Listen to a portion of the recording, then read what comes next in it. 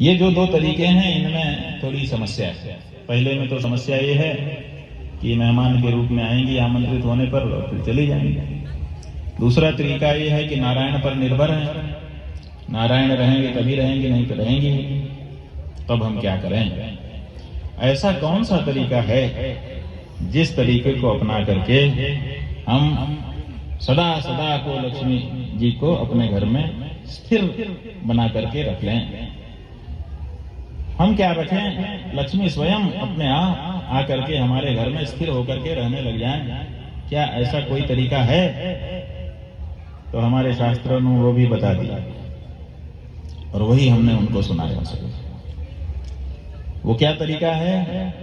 तो बताया, उत्साह संपन्न मदीर्घ सूत्रम क्रिया विदिज्ञम व्यसनेश्वसक्तम शूरम कृतज्ञम दृढ़ सौहृदम च लक्ष्मी स्वयं याति निवास हेतु। 7 गुण गिनाए हैं। ये 7 गुण अगर कोई व्यक्ति धारण कर ले, स्त्री पुरुष का भेद नहीं है, कोई भी व्यक्ति धारण करे तो वो जिस घर में रहेगा उस घर में लक्ष्मी सदा के लिए निवास करने के लिए आ जाएगी। अपना घर मान के, जैसे आप अपने घर में बुलाने से नहीं जाते, अपने घर में अपने आप चले जाते हैं। और कब तक रहते हैं? जिंदगी भर। कहीं जाना भी पड़ता है तो जाते हैं छोड़ के घर, लेकिन सोचते हैं कि कब काम पूरा हो और कब हम घर में वापस चलें। आपका घर जैसा भी हो, लेकिन वो आपका स्थायी निवास होता है। ऐसे ही लक्ष्मी जी उस घर को अपना स्थायी घर बना लेती हैं। स्वयं याति निवास है, तो स्वयं निवास करने के लिए चली जाती हैं जिस घर में इन 7 गुणों को धारण करने वाले व्यक्ति रहते हैं। वो 7 गुण कौन कौन से? उत्साह संपन्नम, सबसे पहले जो उत्साह से संपन्न रहता है, हर समय कार्य करने के लिए तैयार रहता है, आलस्य नहीं करता, प्रमाद नहीं करता, काम को टालता नहीं है। काम आया, हाँ चलो अभी करते हैं। कई लोग होते हैं कल करेंगे, परसों करेंगे, शाम को करेंगे, 1 घंटे बाद करते हैं, नहा लेते हैं तब करते हैं, खा लेते हैं तब करते हैं।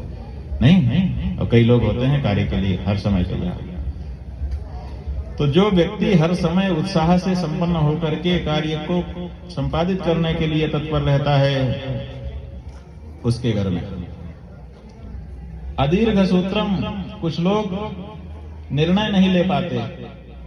कोई प्रश्न उनके सामने आता है तो उस को कहते हैं अभी विचार कर रहे हैं, हम थोड़ा विचार कर लें। विचार करते करते तब तक काम का मौका ही समाप्त हो जाएगा, विचार ही कर रहे हैं। तो जो इस तरह से हैं दीर्घ सूत्री, संस्कृत भाषा में इनको दीर्घ सूत्री कहते हैं, जो विचार ही कर रहे हैं। तो जो समय पर निर्णय ले लेने वाले हैं उनके घर में लक्ष्मी जी अपने आप आती हैं। उत्साह संपन्नम अदीर्घ सूत्रम क्रिया विदिज्ञम। किसी काम को करने पहले उसकी विधि को जो जान लेते हैं, विधि विधान के साथ जो कार्य को संपादित करते हैं। कई लोग बस करते चले जाते हैं, क्रिया विधि सीखते ही नहीं। आप यहां पर जितने लोग बैठे हैं इनमें सब पूजा करते हैं, ऐसा कोई नहीं होगा जो पूजा ना करता हो। लेकिन कितने लोगों ने विधि सीखी है बताओ? आप पूजा कर रहे हो, लाखों रुपए का सामान अभी तक भगवान के ऊपर चढ़ा दिया आपने, लेकिन विधि सीखी कभी? किसी पंडित के पास बैठे कि महाराज हमको पूजा की विधि सिखा दीजिए? नहीं सीखे। कहते हैं तो हम देख देख के जान गए। तो देख देख के बहुत सी चीजें नहीं जानी जा सकती। तो जो आप करते हैं, आप भोजन करते हो, भोजन की विधि जानते हो? कभी सीखा किसी विशेषज्ञ से कि भोजन कैसे करना चाहिए? पानी पीते हो, कभी पानी पीने के तरीके को सीखा? बस देखा कि ऐसे गिलास लेके गट पी रहे हैं, आप भी पीने लग गए। बहुत से लोग देख देख के ये सब कह रहे हैं कि हमने सीख लिया। देख देख के नहीं सीखा जा सकता, उसकी बारीकियां होती हैं। उन बारीकियों को जब तक आप नहीं जानेंगे तब तक आपको उस क्रिया का सही लाभ नहीं मिलेगा। इसीलिए बहुत से लोग खा रहे हैं लेकिन शरीर में पोषण नहीं मिल रहा। बहुत से लोग पी रहे हैं लेकिन पानी उनको वो पोषण नहीं दे रहा है जो देना चाहिए, तो दे सकता। बहुत से लोग सो भी रहे हैं लेकिन सोने का तरीका नहीं जानते। तो हम जो कुछ कर रहे हैं, क्या हमने उसकी क्रिया विधि को जाना? क्रिया विधियम और व्यसनेषु असक्तम, कोई व्यसन नहीं पाला। बहुत से लोग व्यसन पाल लेते हैं। देखते हैं कि बिना तंबाकू के बहुत से लोगों का काम चल रहा है, फिर भी बहुत से लोग तंबाकू खाने लगते हैं। अगर तंबाकू जीवन के लिए अनिवार्य होती तो सब खाते, लेकिन सब तो नहीं खाते। अगर सिगरेट सबके लिए अनिवार्य होता तो सब पीते, लेकिन सब तो नहीं पीते। अगर शराब सबके लिए जरूरी होती तो हर व्यक्ति पीता, लेकिन शराब बिना पिए ही बहुत से लोग अच्छा कार्य कर रहे हैं, सक्षम हैं, तो फिर हम क्यों पिए? लेकिन फिर भी बहुत से लोगों ने नशे पाल रखे। तो ये नशे पालने वालों के पास लक्ष्मी नहीं आती, इससे भी मुक्त होना होता है। शूरम, जो पराक्रमी होता है, हिम्मती होता है, साहस करता है। कृतज्ञम, आपके प्रति किसी ने उपकार किया, आप उसको भुलाते नहीं हैं, उसके प्रति कृतज्ञ भावना रखते हैं। दृढ़ सौहृदम च, और जितने संबंध संसार में आप बनाते हैं उन संबंधों का जीवन पर्यंत निर्वाह करने की इच्छा रखते हैं, प्रयास करते हैं, संबंधों को समाप्त नहीं होने देते। तो जो ये 7 गुण अपने अंदर धारण करता है, लक्ष्मी जी स्वयं अपने आप बिना किसी प्रयास के उसके घर में जाकर के विराजमान हो जाती हैं, क्योंकि ये 7 के 7 गुण भगवान विष्णु के गुण। इन गुणों के कारण ही भगवान विष्णु है।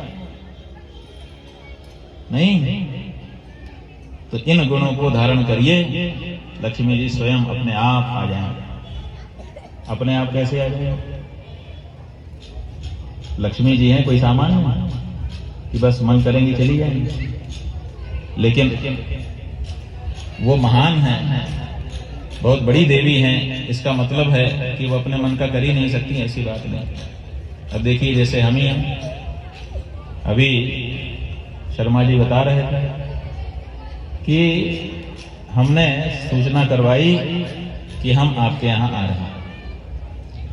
यहाँ करनाल हमको आना था, क्योंकि हमने अपने क्षेत्राधिकार को देखने का संकल्प लिया। 5 महीने पहले हमको जगत गुरु शंकराचार्य पद पर प्रतिष्ठित किया गया। कुछ दिन तक अभिनंदन आदि में व्यस्त रहने के बाद फिर हमने सोचा अब कार्य आरंभ किया जाए। कार्य कैसे आरंभ करें, कहाँ से करें? तो हमने सोचा पहले अपना जितना ज्यूरिसडिक्शन है, हमारा जितना एरिया है, क्षेत्र है, उसको तो देख लें। उसके बाद तब फिर उनकी समस्याएं जानें, और समस्याएं जान के उनके निराकरण का उपाय करें। यही तो कार्य है। धर्म के क्षेत्र में, हमारे क्षेत्र में रहने वाले जितने भी सनातन धर्मी हैं, उनको अगर कोई समस्या है तो उसका निराकरण करना हमारा कर्तव्य है। तो हमने सोचा कि अपने क्षेत्र को देखते हैं। और क्षेत्र हमारा पूरा उत्तर भारत है। उत्तर भारत में भारत के कई प्रदेश आ जाते हैं, तो कई प्रदेशों में हमको जाना था। हमने सोचा किस प्रदेश में पहले चले। तो जब सूची हमारे सामने रखी गई और हमने सूची पढ़ा, तो उसमें किसी प्रदेश के नाम में भगवान का नाम नहीं था, सिवाय हरियाणा के।